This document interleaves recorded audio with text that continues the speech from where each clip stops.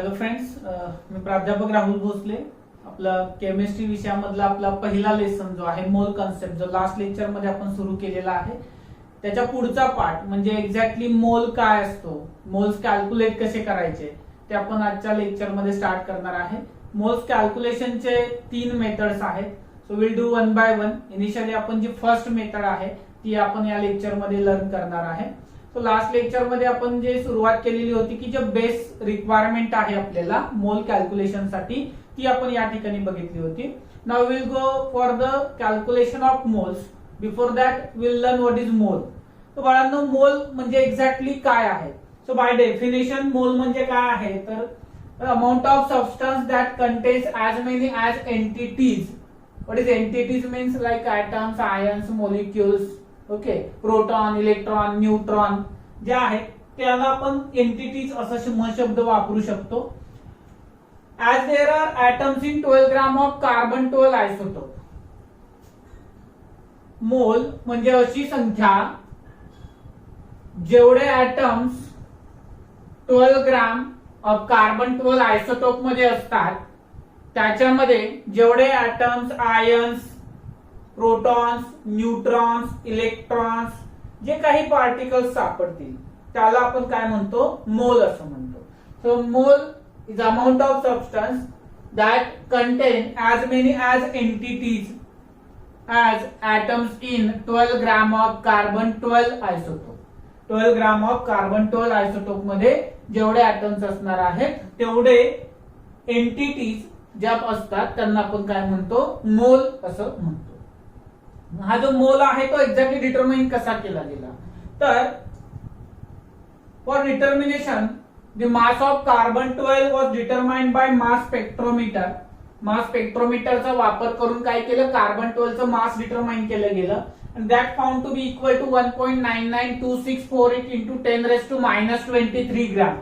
त्याची व्हॅल्यू किती मिळाली आपल्याला, 1.992648 इंटू 10⁻⁻23 ग्राम एवढी त्याची व्हॅल्यू मिळाली आपल्याला.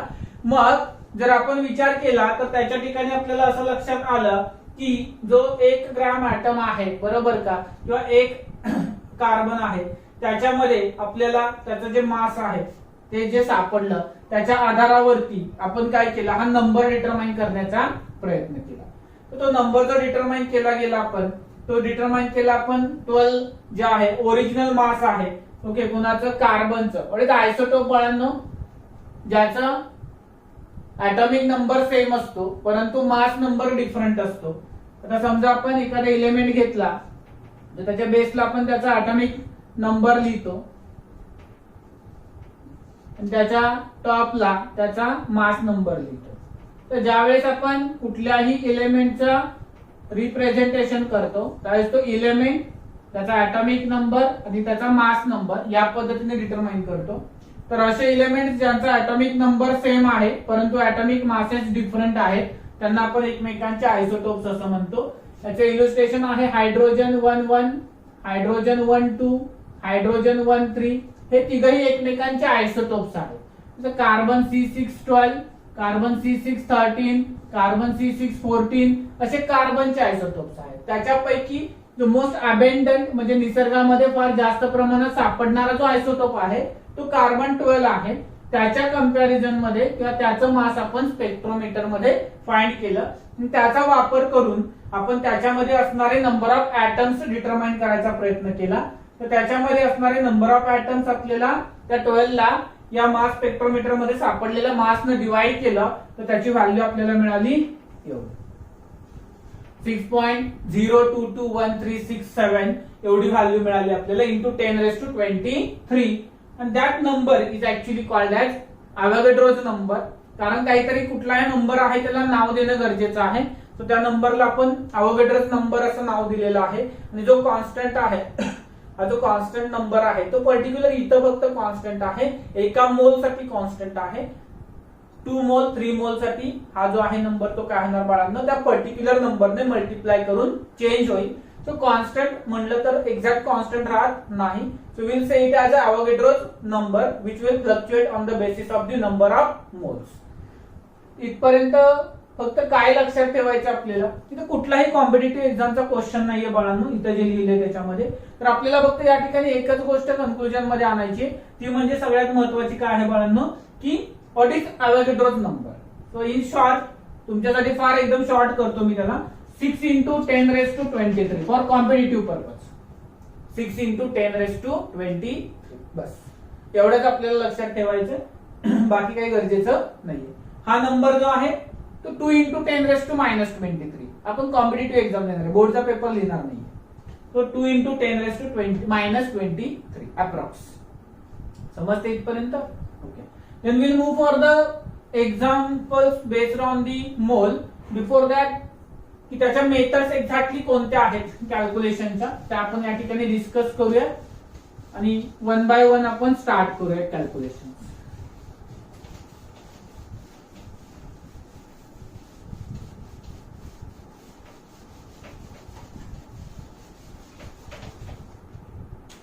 ओके. टाइप 1 जे कॅल्क्युलेशन आहे, तर आपल्याला मॉलिक्युलर मास माहित आहे किंवा मास दिलेला आहे, तर आपण या पद्धतीचे न्यूमेरिकल सॉल्व्ह करू शकतो. Type 1, if mass of substance is given.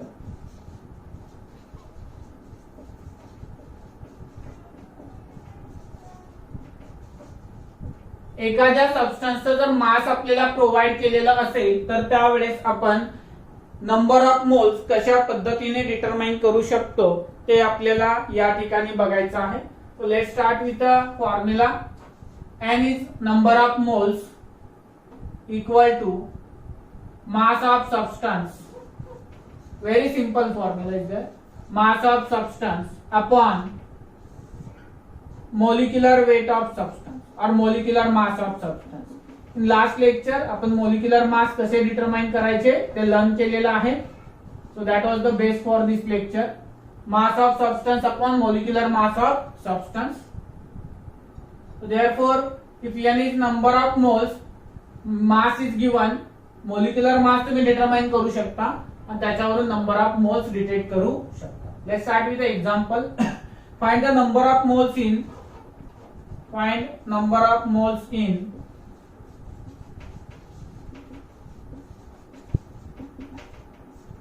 question number 1. 12 gram of hydrogen H2. Second, 4 gram of helium. 2 gram of hydrogen. याच्यामध्ये नंबर ऑफ मोल्स डिटरमाइन करायचे. आता कसे करणार बघा. हायड्रोजन दिलेला आहे आपल्याला. हायड्रोजनचं लास्ट पेजवर जाऊन ऍटॉमिक मास चेक करा किती आहे, 1 आहे. एका हायड्रोजनसाठी 1 आहे, दोघांसाठी किती असणार बाळांनो, 2 असणार. या ठिकाणी फॉर्म्युला आहे आपल्याकडे, number of moles is equal to weight upon molecular weight. In short we can write weight upon molecular weight. So weight is equal to given 12. Molecular weight of 2 hydrogen is 2. So moles is equal to 6 moles. 4 gram of helium. Again formula weight upon molecular weight. त्या ठिकाणी helium जो आहे त्याचा मास किती आहे, 4. Molecular mass किती आहे, 4. त्याच्यामुळे त्याचे मोल्स किती आले बाळांनो, 1. 2 gram of hydrogen weight upon molecular weight. या ठिकाणी 2 मास आहे त्याचं. आता हायड्रोजन इथे किती दिलाय बाळांनो, एकच दिलेला आहे तुम्हाला. सो त्याचा ऍटॉमिक मास किती असणार आहे, 1 असणार आहे. त्यामुळे याचे मोल्स किती येणार बाळांनो, 2 येणार. समजतंय? आता अजून एक्झाम्पल बघूया आपण. 180 ग्राम ऑफ युरिया. चलो, युरियाचा फॉर्म्युला मी लास्ट लेक्चर मध्ये दिलेला आहे सगळ्यांना. युरियाचं मोलार मास किती आलेलं होतं बघा सगळ्यांनी, 60 आलेलं होतं, बरोबर का? काय फॉर्म्युला होता युरियाचा रे बाळांनो, NH2 CO NH2. NH2 CO NH2 आहे. सो नायट्रोजन किती आहेत, 2. एका नायट्रोजनचा ऍटॉमिक मास किती, 12. एक कार्बन आहे त्याचा ऍटॉमिक मास किती आहे, 12. एक ऑक्सिजन आहे त्याचा ऍटॉमिक मास किती आहे, 16. प्लस हायड्रोजन किती आहेत, 4. तर या ठिकाणी 14 into 2 28 प्लस 12 प्लस 16 प्लस 4. तर या ठिकाणी हे 20 22 32 8 42 60 40 आणि 42 प्लस 18 आले तुमचे 60. याबद्दल 60 ग्रॅम पर मोल आलं. देन फॉर्म्युला काय तुमचा weight by molecular weight. Weight किती दिले 180 ग्रॅम. मोलिक्युलर वेट किती आलं 60. तर मोल्स किती आले त्याच्या बाळांनो 3 मोल्स आले. समजलं सगळ्यांना. नेक्स्ट आपण बघूयात फॉर्म्युला तोच आहे. आता त्याच्यावरती बेस करत आपण क्वेश्चन सॉल्व्ह करत चाललोय.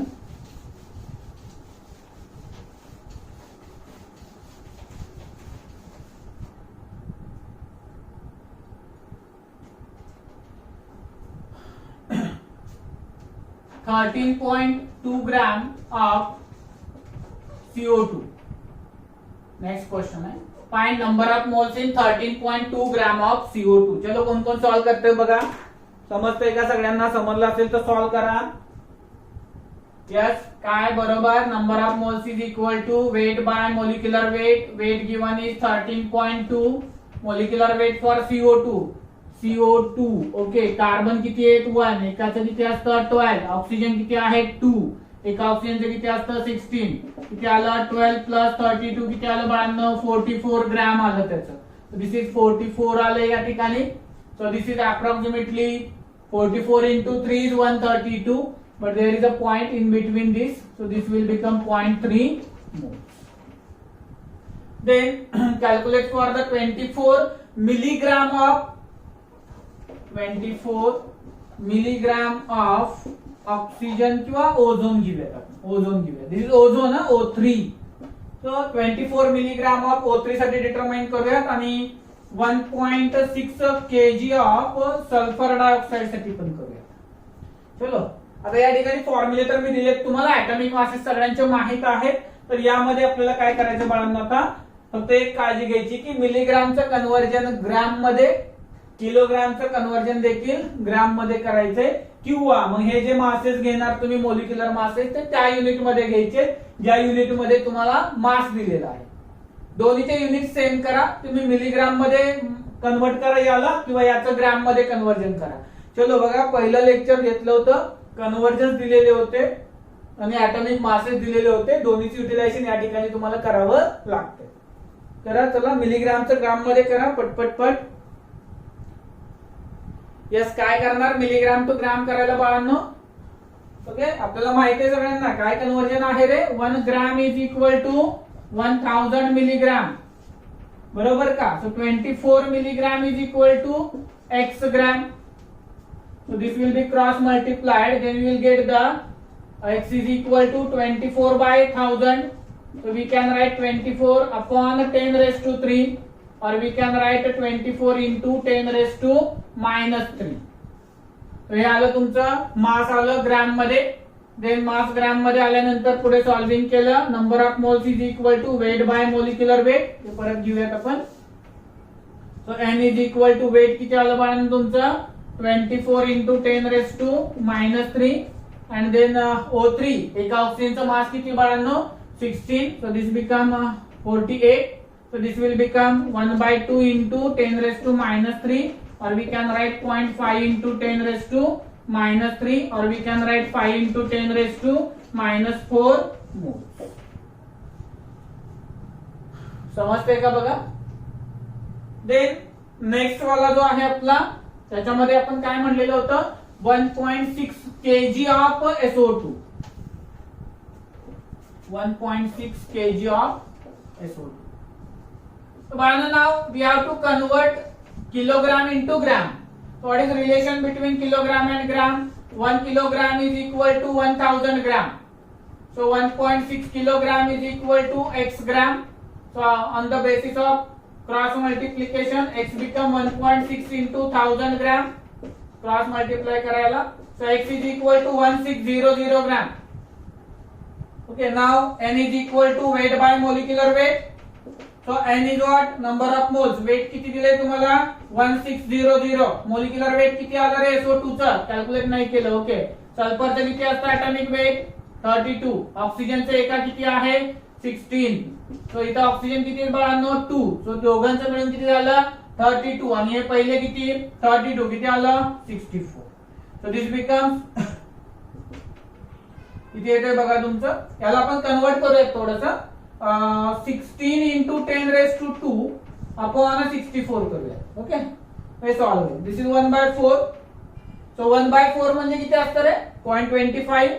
So 0.25 into 10⁻²2. ठीक आहे का? एवढे काय येतील तुमचे मोल्स येतील, किंवा तुम्ही काय करू शकता 25 मोल असं देखील लिहू शकता. समजतं इथपर्यंत? आता बाळांनो, इथं आपण काय केलं, एक mass is given, number of moles determine केले. पण जर आता मोल्स दिले तर मास डिटरमाइन करता येईल का? येस, ऑब्विसली, कारण फॉर्म्युला तोच आहे. तशा पद्धतीचे काही एक्झाम्पल्स आपण बघूयात. जर आपल्याला काय दिले, मोल्स दिले, तर मास डिटरमाइन करायचा आहे.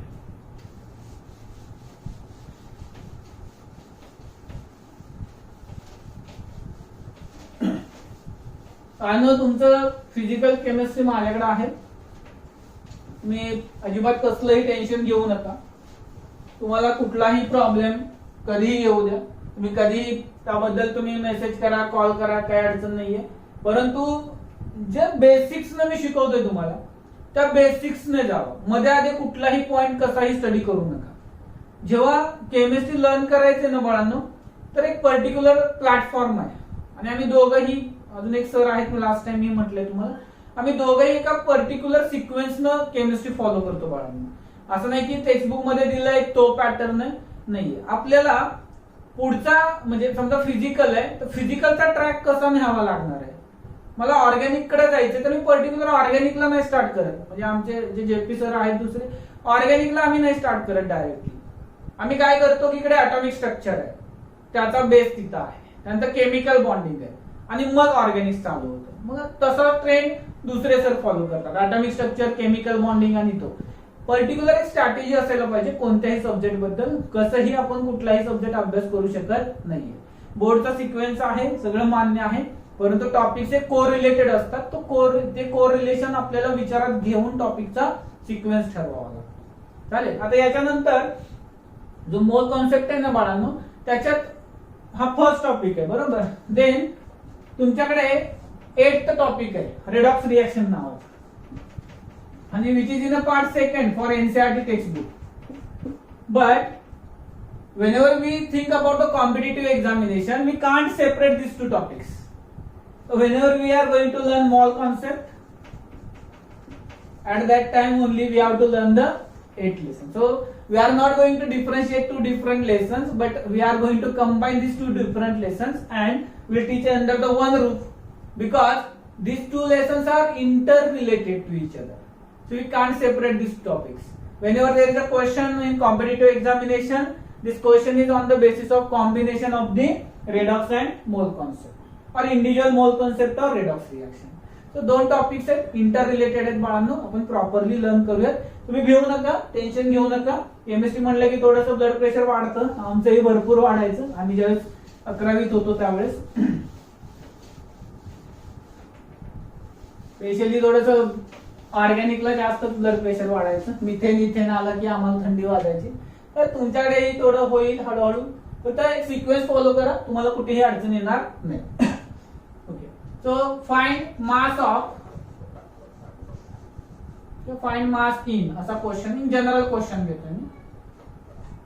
मास ऑफ म्हणून 4 मोल अमोनिया. 4 मोल अमोनियाचा मास किती असेल. सेकंड क्वेश्चन आहे 0.25 मोल हेलियम. देन थर्ड क्वेश्चन आहे बाळांनो 5 मिलीमोल. आता बघा या ठिकाणी मिलीमोल दिलेला आहे, कन्वर्जन करावं लागेल तुम्हाला. Millimole of CO2. आणि फोर्थ क्वेश्चन आहे 20 mole of O3.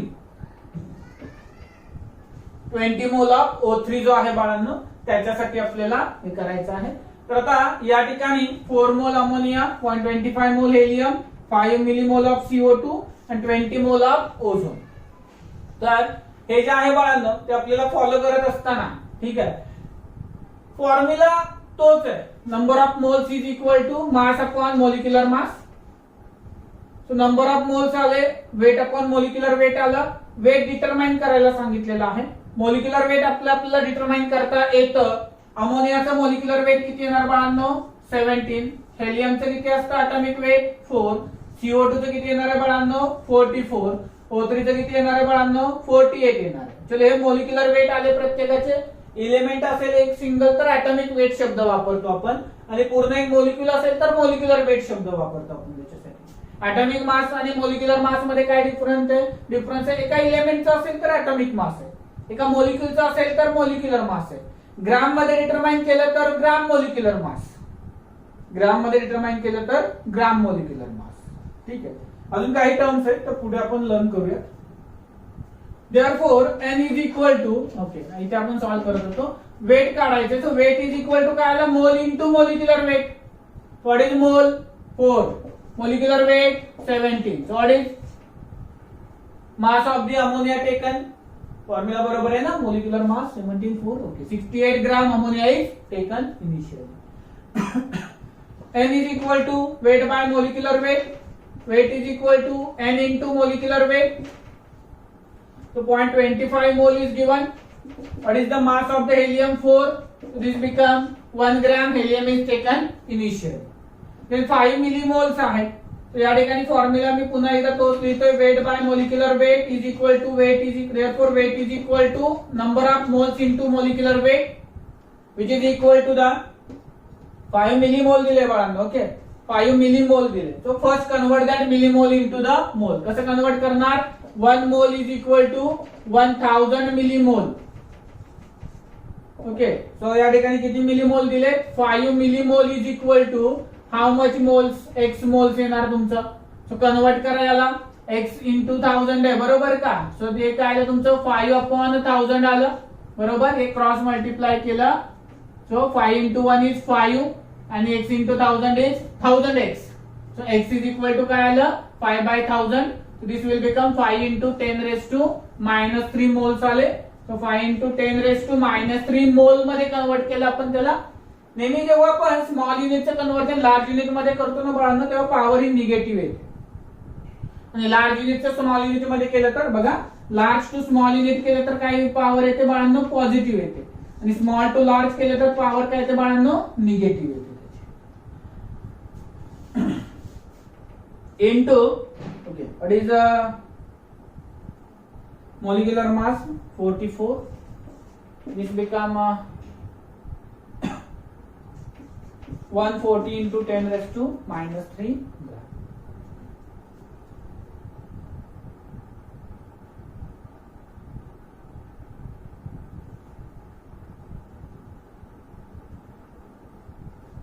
Sorry this become 54 220 into 10 raised to minus 3 gram. आता या ठिकाणी जर बघितलं आपण तर आपल्याला याचा अजून पॉइंट जर शिफ्ट करायचा असेल तर हे 10 raised to minus 3 आहे. आपण हे शिफ्ट केलं तर 0.220 ग्राम एवढं मिळेल. तर नेक्स्ट म्हणलं 20 मोल ऑफ O3. फॉर्म्युला बघा मी म्हणलं की हळूहळू पाठ होत जातील, गरजही लागणार नाही. W/m. Therefore weight is equal to n into molecular weight. n किती दिलं आपल्याला 20 into 48. So this become 960 ग्राम एवढं काय येणार बाळांनो तुमचं वेट येणार कुणाचं 20 मोल ऑफ O3 चं. इथपर्यंत समजते का बघा बाळांनो? If weight is given can we calculate number of moles, and secondly if moles is given can we calculate the mass of the given substance. In another sense we can also calculate the molecular weight of the substance if they provided moles and mass. इथपर्यंत समजते का बघा? तर काही questions हे homework म्हणून देतो बाळांनो. तर ते क्वेश्चन्स तुम्ही मला ग्रुप वरती किंवा पर्सनली तुम्ही काय करा पाठवून द्या. नेक्स्ट लेक्चर मध्ये मी त्याचे आन्सर तुम्हाला सांगेन किंवा बरोबर असेल तर तुम्हाला त्या ठिकाणी रिप्लाय करणे. क्वेश्चन 1 आहे तो तुमचा आहे find number of moles in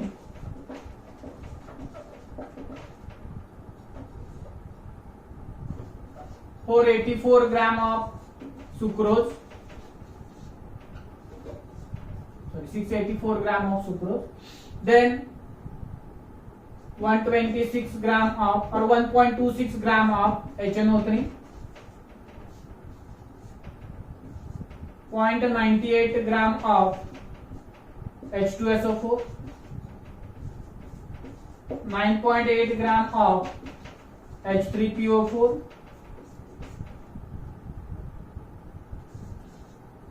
640 gram of sulfur dioxide, 1.80 gram of glucose,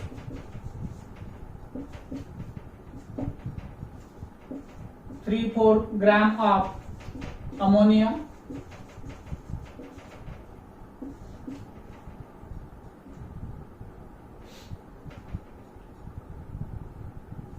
6.4 gram of methane,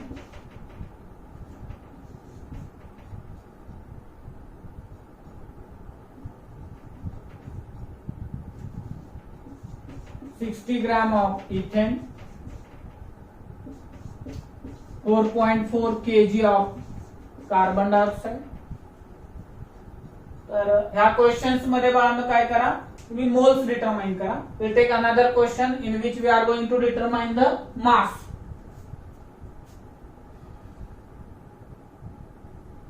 I will keep the question format same. Yes, I will remove the gram.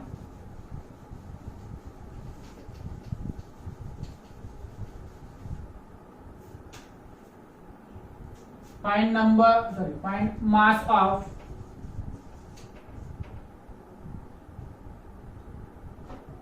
(1.5 mole of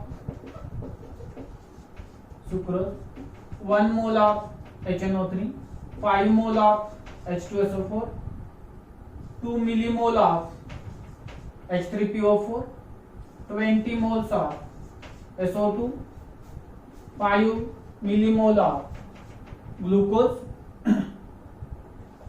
2 moles of ammonia, 0.5 mole of CH4, 1.7 mole of C2H6, 3.2 mole of carbon dioxide. So this is your homework for today's lecture. In another lecture, that is next lecture, we will meet with the type second numericals or type second to calculation of number of moles. ठीक आहे, सगळेजण अभ्यास करा, numerical solve करा. ठीक आहे, सोपं आहे ना, मजा येईल तुम्हाला नक्की. ठीक आहे, थांबूया. थँक्यू.